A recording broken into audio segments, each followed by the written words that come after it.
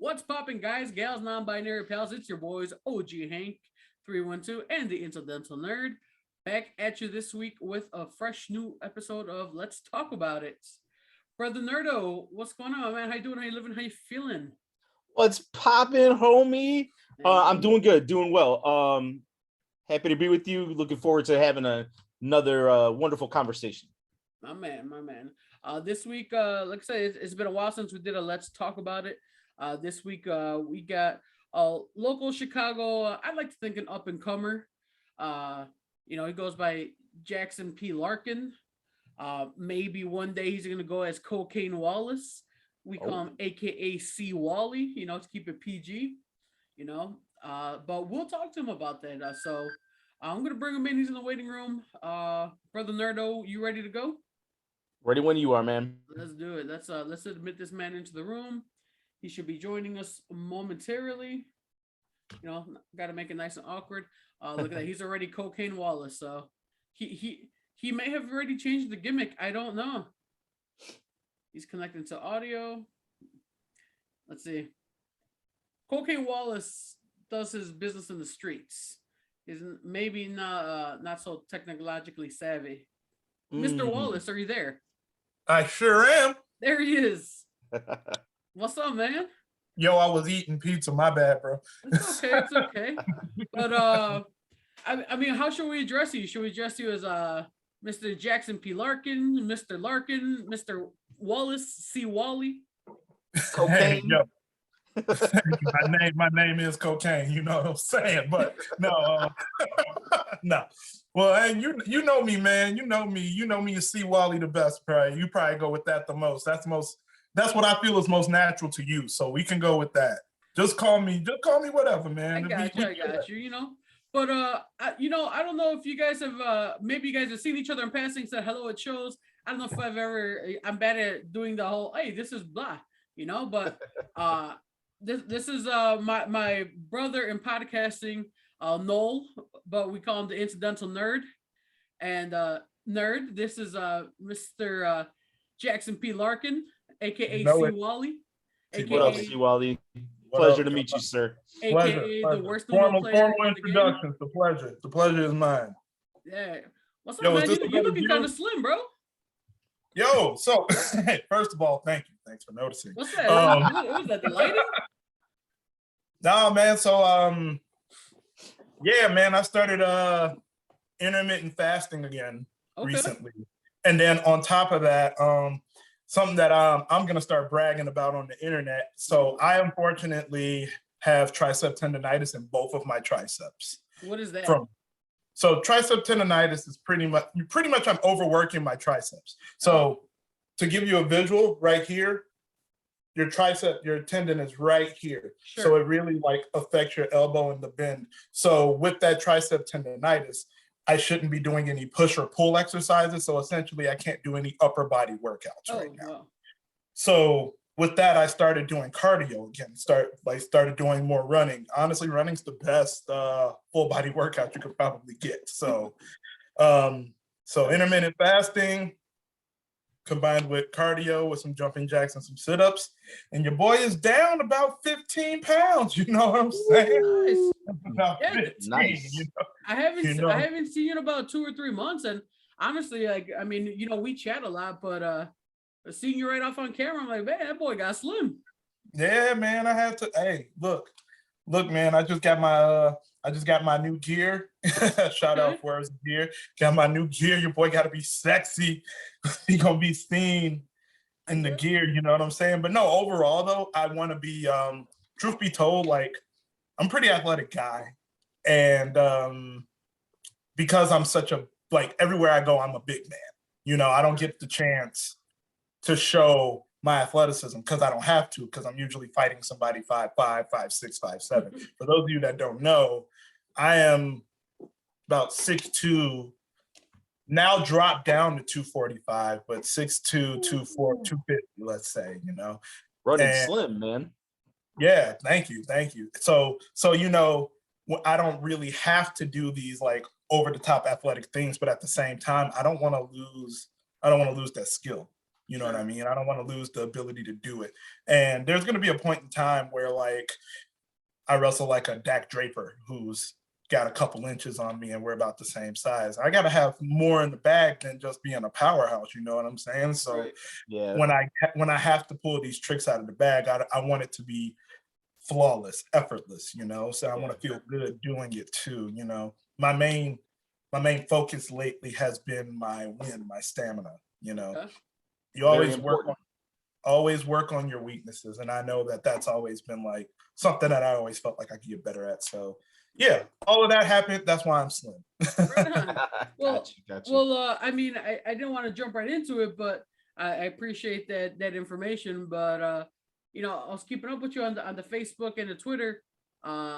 What happened? You hurt yourself today? How you doing? How you feeling? Oh yeah. So actually, hey, real talk. Is this a better? Which one's a better angle for you, man? I'm just playing around with the camera right now. The other one is better. The other one's better. The white All right. There it is. All right, bet. Just want to make sure I'm good for y'all. You know what I'm saying? You're Gucci. So you know, I was just talking to my coworkers about this. So I injured myself at the shoot. I was just minding my business. I clocking into work, and I was looking at Airbnb because I'm going to be traveling soon. Okay.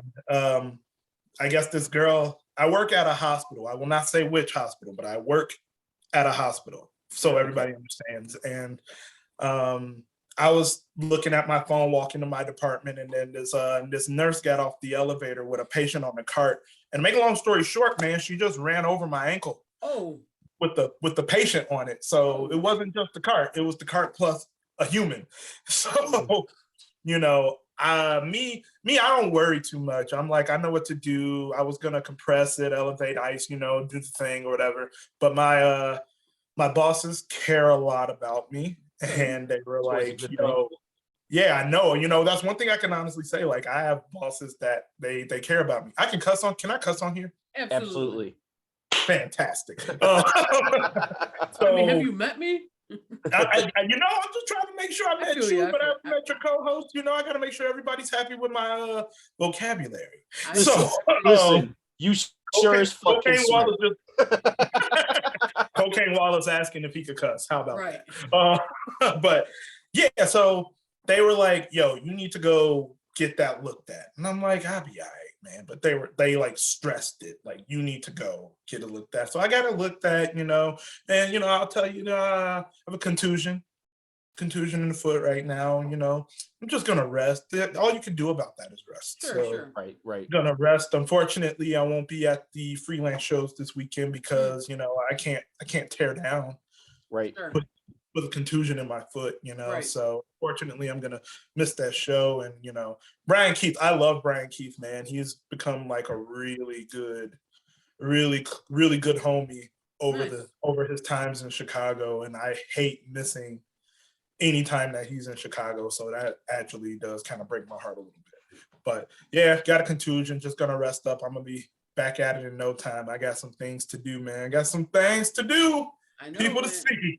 I know, man. I'm looking forward to see what you got coming up in the near future, and you know, I mean, I personally would like to dig a little into the past. You know, I know you've trained quite a few different places. I know you've trained with Freelance Academy.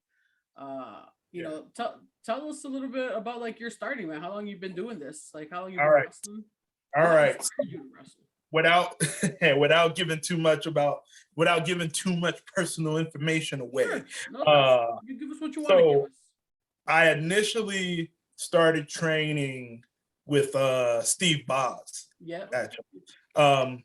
And in my class with Steve Boz was Matt Nix, Chris Castro, Alex Olson, you know, Craig Mitchell. Yeah. That's where I met all those guys at. And I trained there briefly. Stopped training there, nothing personal. It was a money issue. Got to take care of home first, you know, always take care of home first. So I actually left wrestling for some years after that, left wrestling for some years to take care of home. And then I reached out to Nix about getting back in touch with Boz. And Nick was like, respectfully, I'd rather send you here, and here was Jesus Bryce Benjamin, whatever you choose to call him. Sure. So I started training with him. And to give you an idea of who was in that class, Pat Monix was in that class, Storm Grayson was in that class. Okay. If you're freelance fans, the following, essentially all of the members of the following were in that class. Yeah, so I was training with those guys, and again, life happened. Had my kids, and that's gonna be the only thing that really comes before wrestling for me. Are my beautiful children. That'll be it. Like, other than that, it's wrestling all day, every day. Yeah, and kids got settled in, and I went back to. That's when I went back to the freelance academy after my first daughter was born. After she turned 1, I was like, I got to be an example for her. I kind of want to be a hero to her.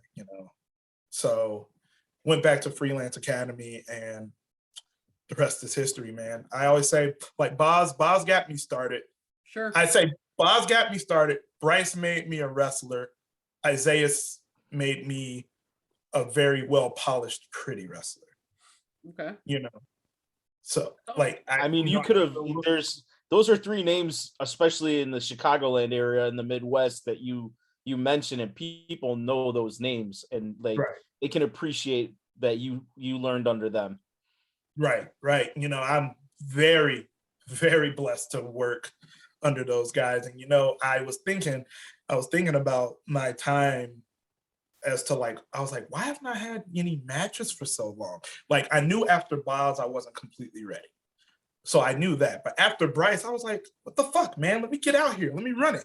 And sure. I don't know if you guys talk to Bryce or know Bryce's style or approach on things, but I was talking to him about it, and he was like, why didn't you get booked? I'm like, motherfucker, you didn't tell me I could get booked. And, but you know what, though? Like, right. It was a blessing, because if I had gone ahead and gotten booked, who knows? I probably would have never run into the freelance academy. Sure. You know what I mean? So, things happen for a reason. So couldn't be happier to have learned under all three of those guys. Yeah, absolutely not bad people to be learning under. Right. Yeah. That's what's up, man. And then so what do you got going on now? I know you recently were at AWF, was it? AWF, yeah. AWF is my last coming show. up or what? So my next show, well, now with this foot contusion I got going on right now. So my next show is at Higher Ground Wrestling. Okay. And Hank, you're my guy. I'm gonna always tell you straight. Like, my next opponent was supposed to be Darren Corbin, but somebody wants to go to Dallas for WrestleMania. Oh, okay. So I'm pretty much just gonna be having an open challenge. I mean, step up to get put down. You know what I'm saying? It ain't nothing to me. Hold on. What kind of open challenge though? Is it you know what challenge we be talking about? No, they're not ready for that. You know what's funny? Higher Ground takes place. Feel free to fill Brother Nerd in on the open challenge. I'm lost here. I can. All right. So, so me, Hank, Richard, Tyler, who needs to do it. We were talking about. Well, you're pretty much getting a gist of who I am as a person, man. And I always throw back to like the most random things that I just used to love for no reason. So I want to bring back. Do you remember Rodney Mack? The name, but not. Man, oh Jesus, was that Tyler? That's Tyler's like Chase, isn't it? Rodney Mack, Henry. When we talked to Tyler, wasn't he like? No, you're thinking of. Of course, I can't think of his name right now. Monty Brown, you're thinking of. Monty Brown is my uncle. Let me not say that because somebody really thought he was my uncle. He is not really my uncle. But I feel like I'm related to him. But it's a spiritual brother unclehood. Absolutely. But no, Rodney Mack had Teddy Long as a manager. This was in like the mid 2000s when SmackDown's mid card was God tier. you know. So Rodney Mack had the white boy challenge. where Teddy Long would challenge any white boy to step up to Rodney Mack and get their ass whooped. But no, that is not what will be taking place at Higher Ground Wrestling. Whatever. In St. Paul, Minnesota. However, the demographic says that would be the perfect place. That's what I'm saying. Isn't I mean I happen to be of the Caucasian persuasion, but isn't Minnesota where they make white people? Look, I can't speak on that, and nor will I speak on that. I just know what I see as a chocolate wrestler in the Midwest, and I can tell you that there's a lot of vanilla everywhere I go, which ain't a bad thing because hey, look, as long as you enjoy the show and you're not being ignorant, I don't care what you are. You could be green with 4 legs and a penis coming out your forehead. Just enjoy the show and don't touch me with that thing. That gimmick has a Henry, you let him see your real personhood? Shut up. Damn. No. But for Higher Ground though, you've been doing some you just had a match recently. You beat Eric Cannon, haven't you? I beat Eric Cannon. Yes, sir. That's I did. That's a Midwest that's a heavy hitter in the Midwest. Yes, sir. Yes, sir. Legendary independent wrestler Eric Cannon. Hell's yeah. He has fallen. He has fallen to me. The first victim of the White Boy Open Challenge. Yo, don't put that on Eric Cannon. Yo. I mean, don't you put that on him, Ricky Bobby? Come on now. This is not Jackson P. Larkin saying those things, yo. The thoughts and opinions expressed by myself are mine and mine alone. Let me talk to Cannon about that first. But honestly, he would probably love it. I mean, it just goes so well with independent wrestling, honestly. Absolutely. You know, so so Higher Ground, and so first thing I want to say is Higher Ground will always have a key to my heart because Higher Ground is where I had my first ever wrestling match. Nice. Ever. They gave a kid with nothing an opportunity. Shout out to Cora Jade for that. Back in the day, you know, when you just hop in people's cars, Cora Jade threw it out there. You know, that was like my little sister at the time too. So I was like, I'm going no matter what. And whether I wrestle or not, I'm going. Just to have your back, because I was like, that's a trip. You know, that's a trip. And then you're not gonna make that trip alone. So you know, a couple of us went up there. Shout out to Darius Luttrell, one Mandy Nasty. Not one man Mandy Nasty. Okay. One Mandy Nasty. Depends on where you split up the words. One Mandy Nasty. And I don't like to shout him out because he's a piece of shit, but Braven Fett was there too. But anyway. Oh no. Anyway, so yeah, whenever Higher Ground wants to do something with me, I will do everything in my power to make it work. Nice. Because they give me opportunity. They give me a ton of opportunity. They gave me my first match. They gave me a fatal 4-way. They gave me Eric Cannon. Right. You know what I mean? Like that's a big deal. Yeah. That's a big deal. You know? Darren Corbin. They wanted to give me Darren Corbin. You know, they're giving me some opponents here, you know? Absolutely. Some opponents. So if Higher Ground wants me, I'm gonna do whatever it takes for them to have me. You know, you do unto others, man. That's what I'm about. Do unto others. So yeah, Higher Ground. And I'm just gonna throw it out there. You know, I want to see personally some more Jackson P. Larkin, Cocaine Wallace, C.Wally more in Chicago, man. So that is my goal. That is my goal this year because unfortunately, anything in the Chicagoland area that I was working, unfortunately, isn't running right now. Sure. So hopefully you get a little bit more of your addiction in the city. You know what I'm saying? I'm trying to get out there, trying to do more Chicago. I'm very open-minded to wherever I work in Chicago now because it's very important for me, for the people that love and support me, to see what I do. Yeah, get Like that's what it is, you know. And it's great that I get to go. Minnesota treats me like a king. I call myself the king of the North because I wrestle so much above Chicago, right. Wisconsin, Minnesota, depending on, well, Iowa's not really above, but I am wrestling. So I'm killing the North everywhere but Chicago. I'm now Jackson P. Larkin, the king of the North. There you go. And also to speak on that, there's some clown in Canada, Carter Mason, that calls himself the king of the North, and we gonna settle that. Okay. We gonna settle that. What's that? There can only be one.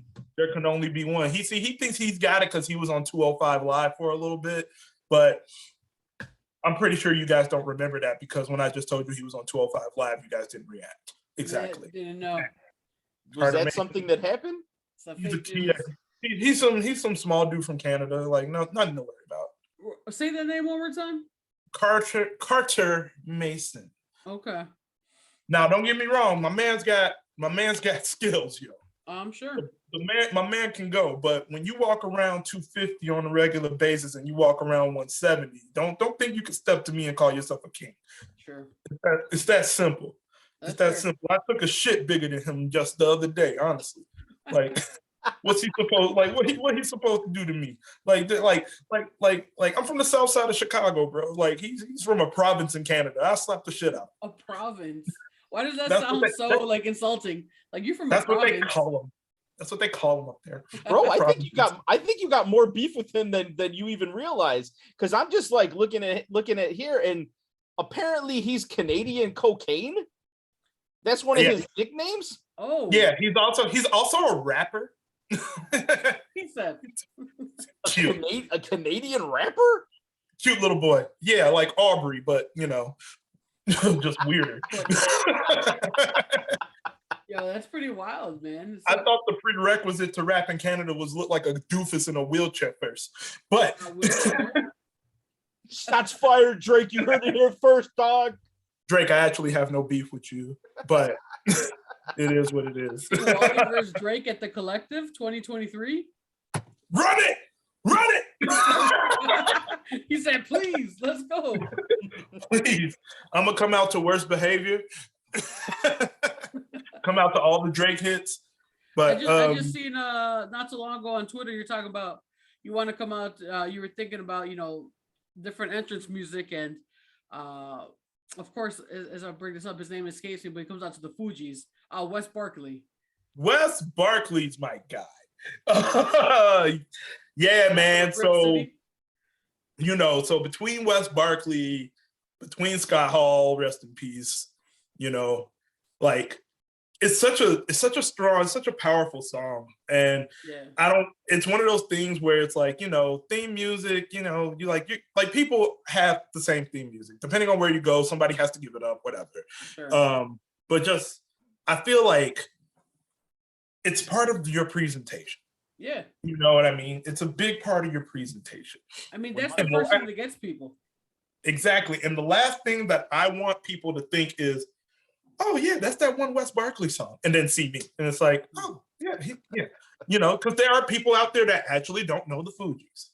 I'm just gonna let you know right now. For me, I will never ever hear the Fugees and be like, yeah, that's Wes Barkley's. No, I know you wouldn't, right? I know you wouldn't, but there are people that are so ingrained in wrestling that if they hear the Fugees, they'll probably think Scott Hall, Razor, or Wes Barkley. You're not wrong. Right, absolutely, and music is a really powerful thing too. It's so powerful. Yeah, it's absolutely, you can make a connection with someone on such a personal level just with a song. Like, you like that song too? We're instant buddies. Do we just become best friends? Like, exactly. It's that important. So, like, what you're talking about is like, yeah, if I'm sitting here and I don't fully know a card, and I'm in the crowd, and I hear a certain song that a certain wrestler uses, but it turns out to be somebody else, there's an expectation there, and you don't want to kind of build that expectation. Exactly. Not even that. That makes me want to do it because I'm such an asshole. Like, that makes me want to do it because it's like, now you have this expectation. Now it's up to me to be better than what you expected. Sure. But I wouldn't. But like I said, like, Wes Barkley's been the homie, like ever since I met him at Freelance a couple times. Like he's been such a cool dude that I couldn't even imagine. So yeah, I got some music picked out. You know, for both the roles that I portray, whether it's Jackson P. Larkin or Cocaine Wallace, but you know, you can't get booked as Cocaine Wallace, so we have to go with a different name. Absolutely. But Coca-Cola Wallace, man, that's PG. Don't you ever disrespect him like that, bro. Don't you ever. Don't you ever do that again. My apologies. So tell me who were some early influences for you, like that you saw on TV growing up, maybe that like you're like, yo, all right, I want to do this shit. Absolutely. So this is, you gonna look at me like, shut the fuck up. So when I was growing up, I was a little dude. Straight up. Like I was always a little dude. So always watching the cruiserweight division was a big deal to me. Don't get me wrong. Like to this day, Stone Cold Steve Austin and Bret Hart, like that's my heart and soul. Right. People like Taz and Mike Awesome, heart and soul. Like, but in my head, like, you know, especially in the 90s, like it was the land of giants, man. So I was like, man, I'm not big like that. So I'm looking at Rey Mysterio, Juventud, Psychosis. I'm even looking at Super Calo. Like I'm looking at all these little dudes. I'm watching Masato Tanaka. No, not well, yeah, I'm watching Masato too, but I'm looking at Tajiri versus Super Crazy versus Guido. Like I'm studying these cruiserweights. This match I'm right doing here. Right yes. Yes. One of the greatest matches of all time. I was like, what the fuck you pointing at? But yes, one of the greatest matches of all time. Absolutely. I've watched that match more times than I've watched that match well over 500 times. Like there's always something new. Funny enough, I got a school session from Mr. Cannon about Eddie Guerrero that I'm going to be using from now on. You'll see it. Nice. If you don't notice it, I'll tell you what it is later, but you'll see. But anyway, yeah, basically cruiserweights and little guys and smaller guys like that. And you know, it's funny. One day we were watching Takeover, me and my friends. We were watching a Takeover. Sure. I think it was Ricochet versus that dude that's canceled now, he who shall not be named. There's a lot. Oh, got you. The purple one. Oh, yeah, okay. Yeah. And no, I'm kidding. Not the purple poppy. Hey, shout out to Matt Nix. Hey, yo, Matt Nix, square the fuck up. All right, anyway. Hey, just interfere in the match this weekend. Fuck it. Just interfere. Yeah, why not? I'm gonna hobble my raggedy ass down. What's the worst that can happen? Exactly. I'm already fucked up. Go ahead. I'm already fucked up. But yeah, we were watching Ricochet do his thing, and I have a low-key hatred for Ricochet. I don't hate him, but every time I watch him, I'm just like, man, fuck you. you know? Like, fuck because he's so talented? Man. Yeah, exactly. Yeah, because of that. And my friend Kevin, like I grew up with him, known him since I was 5, and he was watching it with me because he knows I give a shit about this. And he was like, you know, when we were growing up and we were initially training, if you had kept training, you could have been Ricochet. And I was like, oh, back to the gym I go. Why would you say that? Who hurt you? He knows how to get me, man. You know, you always got that one friend who doesn't do much or say much, but they know that one little thing will just make you go. And he was like, hate those people. Yeah, man. Yeah. Yeah, man. We were sitting there watching. He was like, what, man? And he's so chill. He was like, yeah, man, I remember when that was you. I was like, but yeah, a lot of cruiserweights type stuff. So like, you'll see me do kip ups in my matches. Like, depending on my opponent, like you might see your big boy throw a Rana in there or something. You know what I'm saying? Like, you know, working with Bryce, we had to do lucha training. Of course. So I know I got a couple tricks up my sleeve if somebody large want to come my way, and I got to pull some tricks out of the bag. But yeah, a lot of cruiserweights. But to answer your real question, as in what made me want to do it, it's very different from who I watched. So the thing about pro wrestling is, for me, and I don't want this to get all soppy and shit, but pro wrestling was the bond between me, my father, and my grandparents. Okay. We watched it religiously together. That's nice. Up to the point when my grandfather passed away in 2019, we would watch, and like life was going on, so I couldn't watch everything with him. But Sure. you know, I was like, I remember the last thing we watched together was a Monday Night Raw. But you know, he loved it, still real to him, damn it, you know. So so yeah, like every time I wrestle or every time I think about wrestling, I feel like I'm closer to both my grandparents. Like my grandmother loved like Booker T, and I knew my grandmother was a real wrestling fan because her favorite wrestler was D'Lo Brown for the longest. That's amazing. And I'm like, he's not even top of the card, but my grandmother loved D'Lo Brown. That's awesome. There was nothing you could tell her. It was D'Lo Brown all the way. And I was like, oh, she's got an eye for talent. D'Lo Brown, The Rock, and Booker T were her top three. Amazing. Yeah, right. And yeah, my grandfather, like I said, he's just a super fan. He was just into it. He hates the bad guys, loves the good guys, etc., etc. You know. Okay. So yeah, every time I wrestle or every time I do anything with wrestling, like I feel like they're watching. Love it. That's awesome. You know what I'm saying? And I'm putting on a show for them. That's cool. I mean, what better, like, you know, piecing it all together from what you say. I mean, your inspiration in the ring are your kids. You said you want to be like a superhero to them, and then as I think something that hits close home for me at least, like I know my grandmother loves wrestling and still loves it, and I still have her. God bless her. She's still around, 93 years old, and yeah, man, I seen the post, man. That's awesome. Yeah. Shit. You know, and she loves it. Like, but like, what great inspiration for you. You know, like that's a driving force here, and I think that's super powerful. You know, like as long as you keep that in the back of your mind and you use that as your motivation, like as they say, like in business, so what's your why? Like if that's your why, that's very strong whys. Absolutely. I'm a stubborn motherfucker when it comes to wrestling, man. And you know, I can't, you know, I am truly blessed. You know, we always hear these conversations about keeping your circle tight. You can't trust everybody, this, that, and the other. But I have been extremely blessed to have a support system around me in my friends that I've grown up with, because they know me, like they know that I'm so serious about this. Like my one boy Drew, I was telling him how much my wrestling boots costs from Zahir. If you guys aren't familiar, he does a lot of boots for AEW. Okay, nice. Mm-hmm. He's done a lot of boots for Britt Baker, Jade Cargill, like you name it, he's done it. Nice.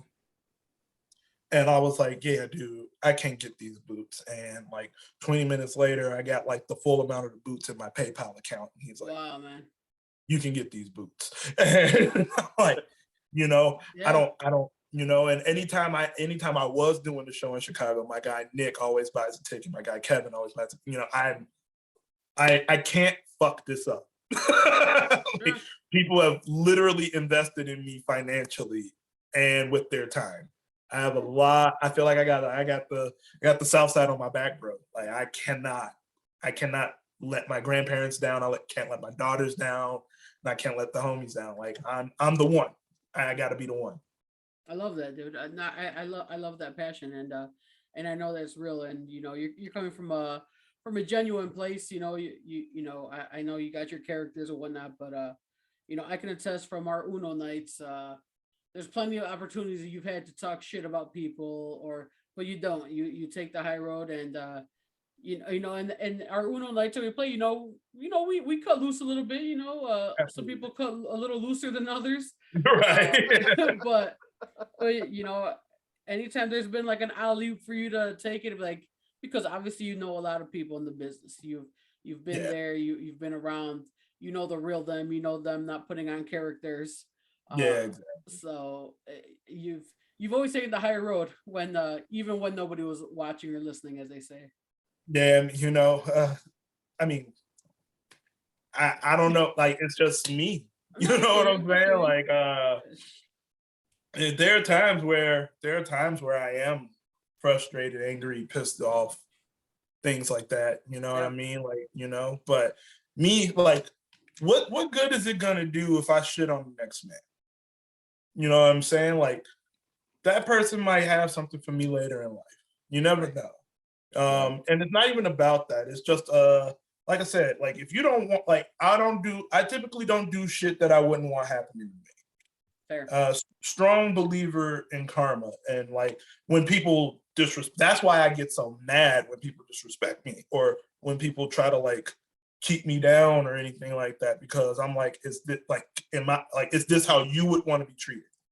And if you're doing this, you deserve to learn, like you deserve to suffer for your consequences. But I'm gonna always like, you know, like I'm just gonna always be me, and that's just who I am. This ain't, I don't like, I'll roast your ass, but I ain't gonna condemn your character unless you absolutely give me a good reason to, and it's for the safety of others. You know. No, that's super fair, man. And no, but I appreciate that, man. You didn't have to tell people that I was a true blue. You know, man, I gotta keep it real, if nothing less, you know.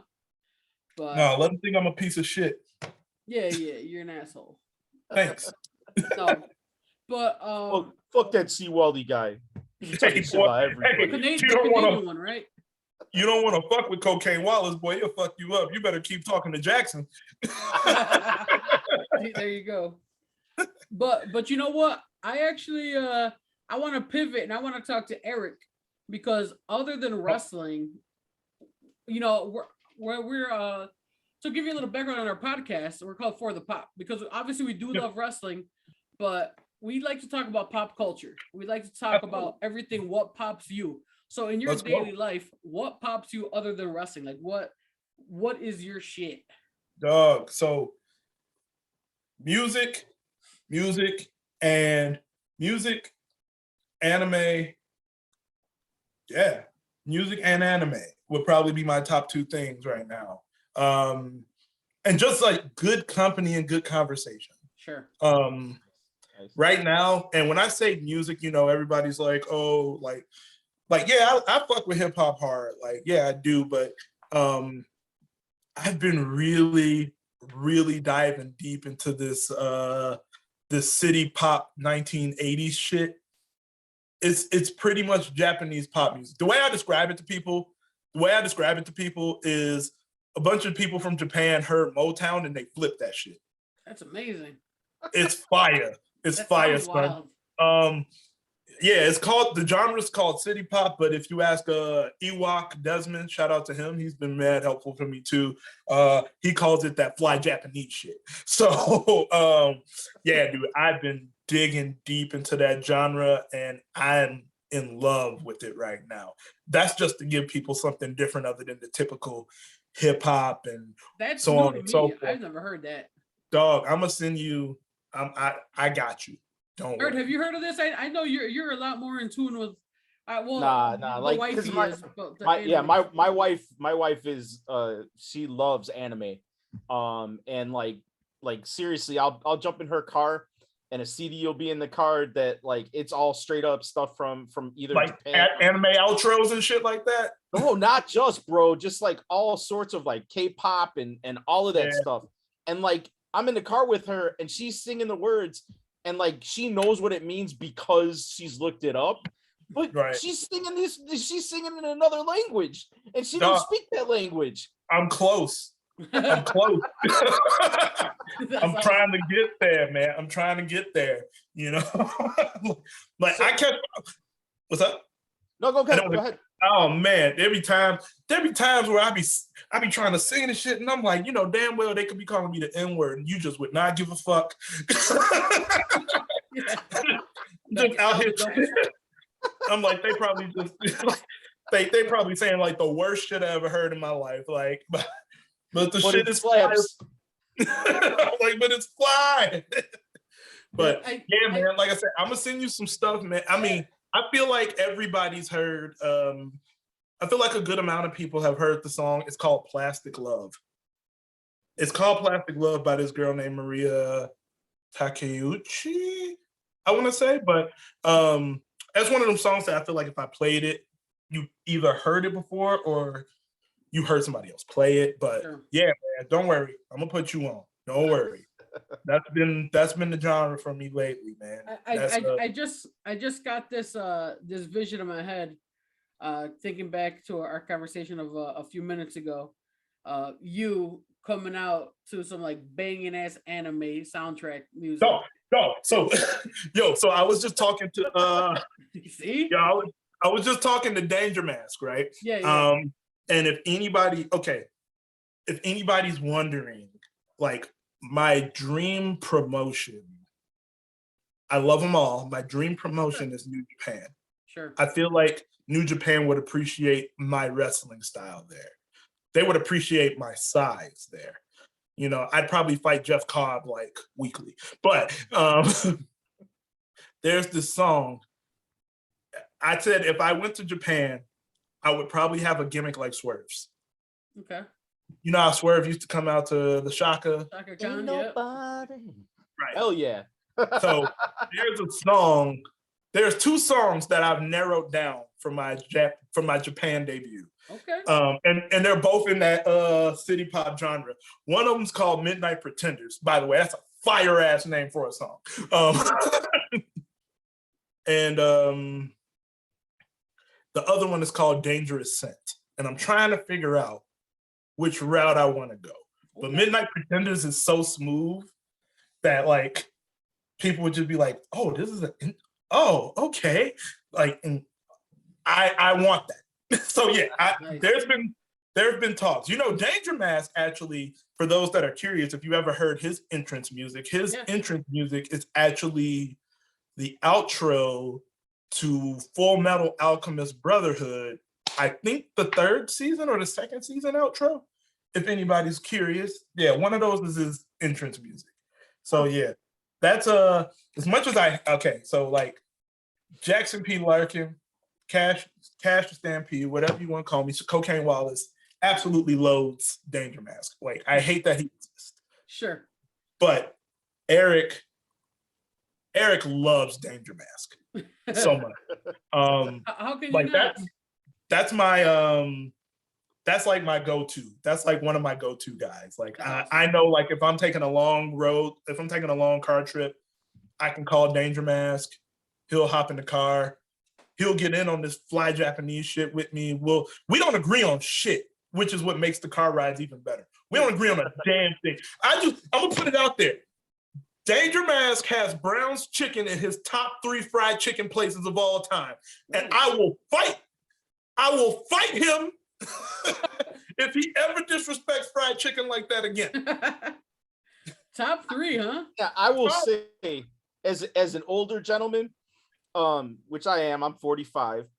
When Brown's Chicken was more prevalent, it was different and it was good. Brown's Chicken now, straight up trash. See, I want to believe. You know what? I'm gonna trust you because I can say that all day too. Listen, I'm a big man. I'm a big man. I know food. I know what tastes good. Hey, bro, it used to be. I got a cosign because growing up, my old man, his former office used to be on North and Cicero. So right there, North Avenue and Cicero is still that Brown's Chicken. And I remember as a kid, that shit used to be fire. But then I got older and I was just like, yo, this is trash. So I don't know when it happened, but you're not wrong. Maybe it's because I was younger and didn't know any better. No, it's like Burger King. Burger King was fire when I was a kid. Now they have some gems, but it's not the best. Sure. They got some gems. Oh, that's the other thing I pop for: food, anime, music. No, because we could. So you mentioned North Avenue and Cicero. Is that Walmart still over there? Walmart, yeah, it's a little further down, right before the underpass. Bro, there's an Uncle Remus in that Walmart. Yeah. Look, I'm Uncle a South Remus, Side. Before it was inside the Walmart, it used to be right next door to my dad's office. Oh, see. So here's the thing: as a South Sider, Harold's over Uncle Remus. Sure. Don't disrespect my part of town. However, I will give credit where credit is due. West Side Crazy. I never thought relax. I never thought in my life that I would eat Walmart chicken, much less Uncle Remus's Walmart. That shit is fire. It is. I'm gonna hit you. I'm gonna hit you with some Southside shit. Fire chicken. You ever had Chicken Hut? Chicken Hut. Fuck yeah, dude. Wait. Where's Chicken Hut at? Let me look it up. See, I used to work on 47th and Central, right? Oh, see, I don't go over there because I feel like they wouldn't like me. Let me tell you, we used to get this stuff all the damn time. Oh, is that okay? That's closer to Curie. Even though Curie's on Pulaski, I know it's a little further west. Yeah, I'm trying to find it. But, I think there's a Chicken Hut in Evanston now also.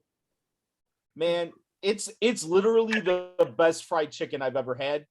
And like you'll get it in one of those white, like a cake box, like when you buy a cake from a store, the cardboard, and they line that shit with some tissue paper, and they throw in like fire fries. The fries they're hot and crispy, delicious. Right with the fried chicken, it's so good, juicy. I'm gonna go. Check it out. I gotta find the location because it's the best fried chicken I've ever had. Since we out here putting each other on to the fried chicken game, so my suggestion, I've been on I've been even like thinking about like doing like some food blogging, like just for fun, not for like anything, because everybody's blogging everything, and I was thinking about doing it like by neighborhood, and right now I've been killing it in Chinatown lately. So there's this spot on Clark Street. It's called BBQ Chicken, not to be confused with barbecue, but BBQ Chicken. It is a Korean fried chicken spot. Ooh. And when I tell you that is the crunchiest, the best, it's one of my favorite restaurants in the city right now. BBQ Chicken. Yeah. Get the soy garlic chicken, get the hot and spicy chicken, get the Gangnam style chicken. It's fire, son. I'd put my right leg on it. Okay. That's fair. No, I'll put my left leg on it. My right leg damaged right now. I'll give you the good stuff. Super fair. But, I can appreciate that. No, yeah, but I think we can all agree that nowadays Church's chicken is trash. Let me stop you. So, what are you getting at Church's Chicken? I mean, nowadays I'm getting nothing at Church's Chicken. However, okay. If I would, I'd be getting a breast and wings. Okay, I can respect that. So, because I felt the same way for a long time. Sure. And I don't know what came over me. Like, this was right when COVID hit, like 2020. Sure. I don't know what got into me, but I think it was because I always drive past churches, because there's a churches pretty close to me. It's in a very questionable part of the city. Like, to the point where I remember when I was a kid, people would get stuck up at their churches in the drive-thru. But I remember that as a kid because my mom, like, White Castle's across the street from it, and people used to get stuck up at that White Castle too. And I think my grandmother got robbed at that White Castle. Like, yeah. Like, so I make it a purpose to not stop there. Sure. So, but driving past, and when you see things enough, you start to think about it. And 2020 is a thing. DoorDash is popping. Yeah. I'm like, well, I don't got to drive over there. Let me see what's good. So I'll give you this. Like, all the big pieces of chicken, greasy as fuck. I understand. Sure. Wings are very passable. However, their chicken tenders are top fucking notch. Word? Okay. Top notch. And they have like this jalapeno ranch sauce on the side. That sounds good. That sounds delicious. Wow. And they doing their thing with the crinkle fries. Like, I'm very iffy with my crinkle fries. You either got really good, you either got great crinkle fries or bad crinkle fries. Mm-hmm. There's never really an in-between. If you're doing it right, you're doing it right. White Castle is not doing it right. They're not. Culver's is doing crinkle fries excellent. Culver's is killing it with the crinkle cut fries. Well, listen, but so is Church. Yeah. Since we're talking about fries, I'm gonna have to give ourselves a cheap plug here and say if you haven't listened, go back to listen to last week's episode where we did a fantasy food draft, which we did 8 rounds, 5 people, and we create our ultimate fast food menu from different items from different places. So That's genius. That's genius. Y'all got to do that again with me for a part 2. We'll have to. Oh man. So Yeah. one of my retirement goals. Okay. And I already have a patent for it. So if you try to steal it, you can fuck right off. Because I will sue your raggedy ass. Perfect. All right. So can't wait. I want a French fry food truck. French fry food truck? French fry food truck. So I would set it up Chipotle style, where you pick what you want, all the toppings and shit that you want. Oh, okay. You start with picking your fries. You want crinkle cut, you want shoestring, you want curly, whatever the fuck. That's your base, right?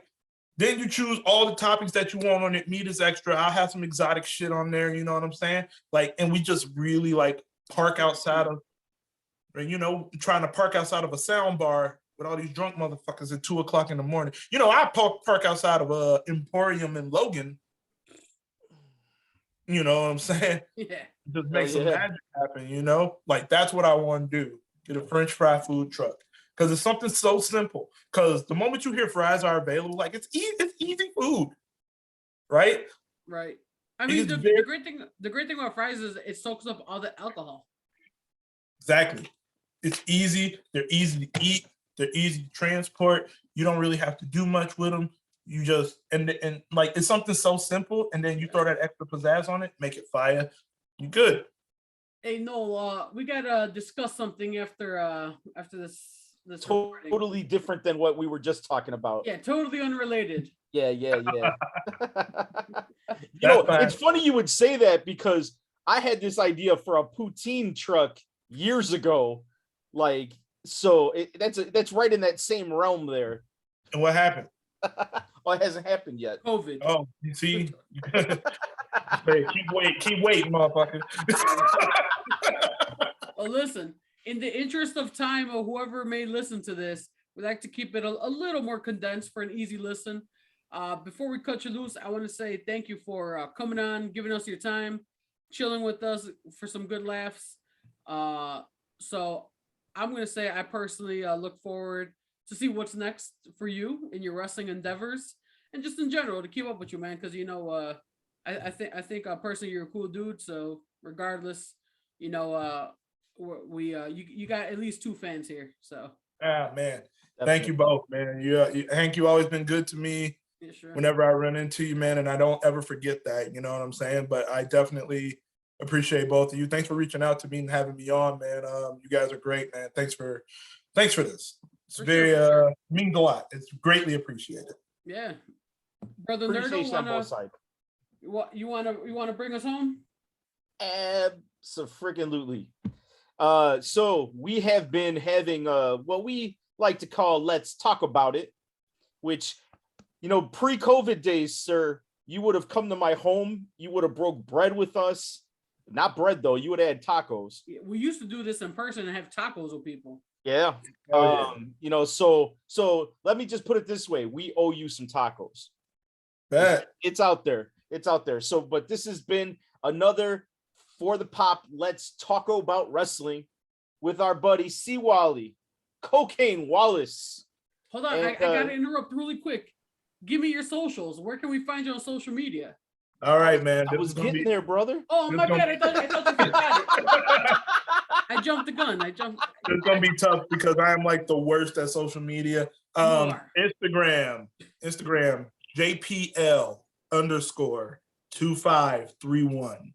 And I believe my Twitter, you could tell me better than I can, Hank. I believe my Twitter is the same exact thing. I'll tell you what your Twitter is right now. It's JP_Larkin 2531. That's right. Because I couldn't do JPL. That's right. So yeah, Twitter, JP_Larkin 2531. And if you're into Facebook, you can find me under Jackson P. Larkin Presents. and I'll make sure that we get all your socials on the description of this episode when we drop it. So anybody wants to look that up, all that info will be right there for them. But as I was saying, this has been another episode of Let's Talk About It from For the Pop. C.Wally, thanks for joining us. Hank, it's always a blast to chill with you, brother. Always. So signing out, I'm the Incidental Nerd. That's OG Hank 312. That has been Cocaine Wallace. And until next time, Toodles. thank you.